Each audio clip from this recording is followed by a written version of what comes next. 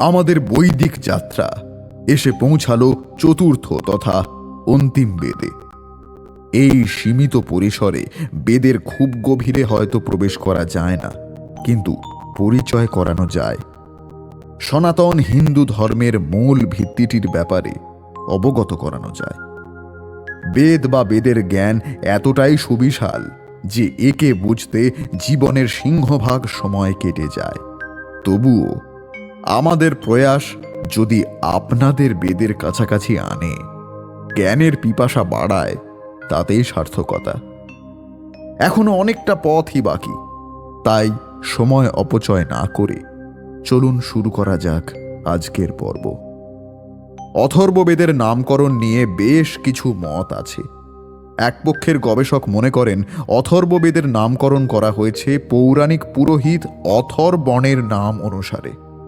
অথর্বণ প্রথম যাগযজ্ঞ ও সোমরস উৎসর্গ করার প্রথা উদ্ভব করেন এবং রোগ ও বিপর্যয়ের প্রতিকূল পদ্ধতি ও মন্ত্রগুলি রচনা করেন। অপর পক্ষের মতে অগ্নির একটি অধুনা অবলুপ্ত নাম ছিল অথর্ব। আবার অথর্ববেদের প্রাচীনতম নামটি এই বেদেই উল্লিখিত আছে। এটি হল অথর্বাঙ্গী রস। দুইজন বৈদিক ঋষি অথর্বণ ও আঙ্গিরসের নামানুসারে এই নামটি এসেছে। এই নাম দুটি ভিন্ন ভিন্ন অর্থের দ্যোতক। প্রথম নামটি মাঙ্গলিক, অন্যদিকে দ্বিতীয় নামটি প্রতিকূল জাদুবিদ্যার অর্থবাচক। কালক্রমে ইতিবাচক মাঙ্গলিক দিকটি অধিকতর সমাদর লাভ করে এবং অথর্ববেদ নামটি প্রচলিত হয়। 20টি খণ্ডে বিভক্ত এই বেদে 730টি সূক্ত ও 5977টি মন্ত্র আছে। অথর্ববেদের 1/6 সূক্ত ঋগ্বেদ থেকে সংকলিত। 1500 ও 1600 কাণ্ড ব্যতীত এই বেদের সূক্তগুলো নানান প্রকার বৈদিক ছন্দে রচিত। এই গ্রন্থের 2টি পৃথক শাখা বা সংস্করণ বর্তমানে পাওয়া যায়। এগুলো হল পৈপ্পলাদ শাখা ও শৌনকীয় শাখা। মনে করা হয় পৈপ্পলাদ শাখার নির্ভরযোগ্য প্রাচীন পাণ্ডুলিপিগুলো হারিয়ে গেছে। তবে 1957 সালে ওড়িশা থেকে একগুচ্ছ সুসংরক্ষিত তালপাতার পাণ্ডুলিপি আবিষ্কৃত হয়। বিগত 3টি পর্বে যথাক্রমে ঋগ্বেদ, যজুর্বেদ এবং সামবেদ নিয়ে আলোচনায় বলেছিলাম মন্ত্রের ছন্দের কথা। ঋগ্বেদের মন্ত্র কাব্যে, যজুর্বেদের মন্ত্র গদ্যে এবং সামবেদের মন্ত্র গীতি ছন্দে লিপিবদ্ধ। অথর্ববেদে এই 3 রকম ছন্দেরই মিশ্রণ লক্ষ্য করা যায়। অথর্ববেদের উপনিষদ সংখ্যা 52টির মতো। তার মধ্যে পৌপ্পলাদ শাখার প্রশ্ন উপনিষদ ও শৌনক শাখার মুন্ডক উপনিষদ এই 2টি সর্বপ্রাচীন এবং ব্রহ্মবিদ্যা সম্পর্কীয়। আচার্য শঙ্কর এ 2টির ভাষ্য করেছেন। অথর্ববেদের 19 কাণ্ডের 7ম সূক্তে এর সংকলনকাল বর্ণিত আছে। সেখানে বলা আছে, এই বেদ সংকলনকালে কৃত্তিকা নক্ষত্র রাশিচক্রের প্রথমে ছিল এবং অশ্লেষার শেষে কিংবা মঘা নক্ষত্রের প্রথমাংশে ক্রান্তি পড়েছিল। এই তথ্য থেকে পণ্ডিতগণ অথর্ববেদ সংকলনের সময় বের করেছেন। এতে সামান্য মতভেদ ছাড়া সবগুলো গণনা প্রায় কাছাকাছি। তবে প্রধান 2টি মত বলছে খ্রিস্টপূর্ব 1421 ও খ্রিস্টপূর্ব 1516। এর মধ্যে দ্বিতীয়টি বেশি গ্রহণযোগ্য। অথর্ববেদ আধ্যাত্মিক এবং বিজ্ঞান এই 2 প্রকার গবেষকদের কাছেই মূল্যবান। এই বেদ আমাদের স্থূল শরীর আর সূক্ষ্ম শরীরের পার্থক্য বোঝায়। স্থূল অর্থে আমাদের রক্ত, মাংস, অস্থি প্রভৃতি দ্বারা নির্মিত শরীরকে বোঝায়, আর সূক্ষ্ম শরীর মানে হলো আত্মা। মোক্ষ সম্পর্কে, জন্ম মৃত্যু সম্পর্কে, এমনকি মৃত্যু পরবর্তী জীবনের ধারণা নিয়েও এই বেদ আমাদের সমৃদ্ধ করে। সুষ্ঠু এবং সুস্থ জীবনযাপন আমাদের শরীর মনে প্রভাব ফেলে। শুধু তাই নয়, আমাদের জীবনযাপন এবং আমাদের কর্মই আমাদের স্বর্গ নরক নির্ধারণ করে, এবং সেটা ইহলোকেই। সেই ধারণাও এই অথর্ববেদই দেয়। এক্ষেত্রে একটি মন্ত্র উল্লেখ করলে ব্যাপারটা বুঝতে সুবিধা হবে।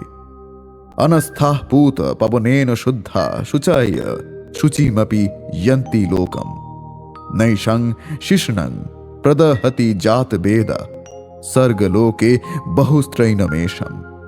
অর্থাৎ অস্থি আদি স্থূল পদার্থের শরীরের বন্ধন থেকে মুক্ত হয়ে পবিত্র বৃত্তিবান হয়ে প্রাণায়াম দ্বারা শুদ্ধ হয়ে জ্ঞান দ্বারা দীপ্ত মস্তিষ্কশালী যে ব্যক্তির পবিত্র লোক প্রাপ্ত হয়, তাহার উপস্থ ইন্দ্রিয়কে কামাগ্নি সন্তপ্ত করতে পারে না।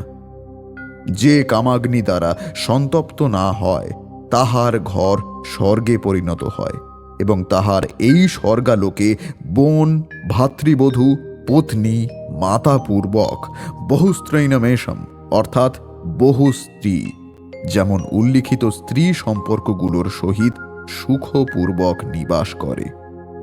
যদি এর অর্থকে আরো সহজ করে বলি, তাহলে মন্ত্রটিতে একটি সুখের আধারভূত গৃহকেই স্বর্গ বলা হয়েছে, যাতে একজন ব্যক্তি শরীরের বন্ধন থেকে মুক্ত হয়ে শুদ্ধ জীবন গঠন করে এবং কাম বাসনা পরিত্যাগ করে সবার সাথে সুখপূর্বক বসবাস করে। অবশ্য স্বর্গের ব্যাখ্যা অনেক রকমভাবে দেওয়া হয়েছে। কোথাও সুখী ঘরকে, কোথাও একটি রোগমুক্ত সুস্থ শরীরকে, কখনো একটি পবিত্র মনকেও স্বর্গের সাথে তুলনা করা হয়েছে। অষ্টচক্র নবদ্বারা দেবনং পুরয়োদ্ধা তস্যং হিরণ্ময় কোশ স্বর্গজতি সবৃতা। এখানে বলা হয়েছে এই শরীর রূপ নগরী সব সূর্যাদি দেবের অধিষ্ঠানভূত। 8 চক্র এবং 9 ইন্দ্রিয় দ্বার বিশিষ্ট এই নগরী অজেয়। এই নগরীতে এক প্রকাশময় কোষ আছে, মনোময় কোষ, যা আনন্দময় জ্যোতি দ্বারা আবৃত। অর্থাৎ এই মন্ত্রে দেবপুরী বা স্বর্গলোক বলতে মূলত এই শরীরকেই বোঝানো হয়েছে। সুতরাং বৈদিক সাহিত্যের ইতিহাসে অথর্ববেদ একটি বিশিষ্ট স্থান অধিকার করে আছে। প্রাচীন আর্যদের রীতিনীতি, ভাবধারা, তদানীন্তন ভারতীয় লোকসংস্কৃতি জানার পক্ষে অথর্ববেদ এক মূল্যবান দলিল। চিকিৎসা বিজ্ঞান, আয়ুর্বেদ, তন্ত্র প্রভৃতি শাস্ত্রের ইতিহাসেও অথর্ববেদের অবদান বিশেষ উল্লেখযোগ্য।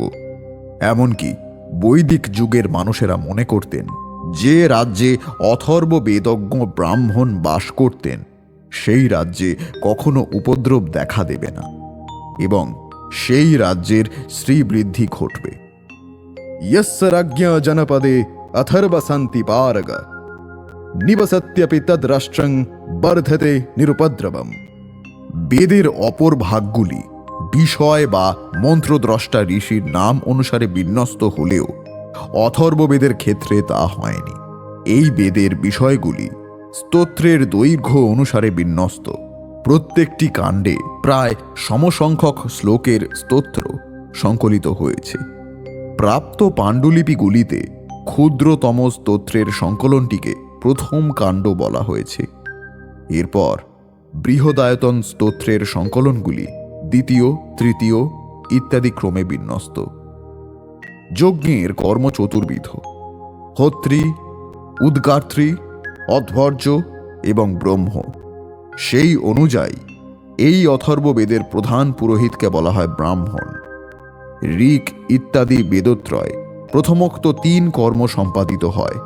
চতুর্থ যে ব্রহ্মকর্ম, তা অথর্ববেদ সাপেক্ষ। এমনকি শ্রুতিতে আছে যজ্ঞকর্ম 2 ভাগে বিভক্ত, তার 1 ভাগ প্রথমোক্ত 3 বেদের দ্বারা নিষ্পন্ন হয় এবং শেষ ভাগ অথর্ববেদের উপর নির্ভর করে। এবার আসি উপবেদ প্রসঙ্গে। আয়ুর্বেদ শব্দটির সঙ্গে কম বেশি সকলেই পরিচিত। এটিতে আছে মূলত ভেষজ চিকিৎসা সংক্রান্ত জ্ঞান। প্রাকৃতিক উপায় সুস্থ থাকা আয়ুর্বেদের মূল উদ্দেশ্য। আয়ুর্বেদের মতে মানব দেহ সহ এই বিশ্ব ব্রহ্মাণ্ডের উপস্থিত সকল পদার্থই 5টি বিশেষ উপাদান অর্থাৎ পঞ্চমহাভূতের সমষ্টি, যেমন পৃথিবী, জল, অগ্নি, বায়ু এবং মহাশূন্য। শরীরের গঠন এবং বিভিন্ন অঙ্গ প্রত্যঙ্গের প্রয়োজন অনুযায়ী এই উপাদানগুলি বিভিন্ন মাত্রায় আমাদের দেহে উপস্থিত। শরীরের বৃদ্ধির জন্য যে প্রয়োজনীয় পুষ্টি আমরা নিই, সেই খাদ্যের মধ্যেও এই উপাদানগুলি বিরাজমান, যা শরীরের অগ্নির সাহায্যে পরিপাক হয়ে পুষ্টির যোগান দিয়ে শারীরিক বিকাশ ঘটায়।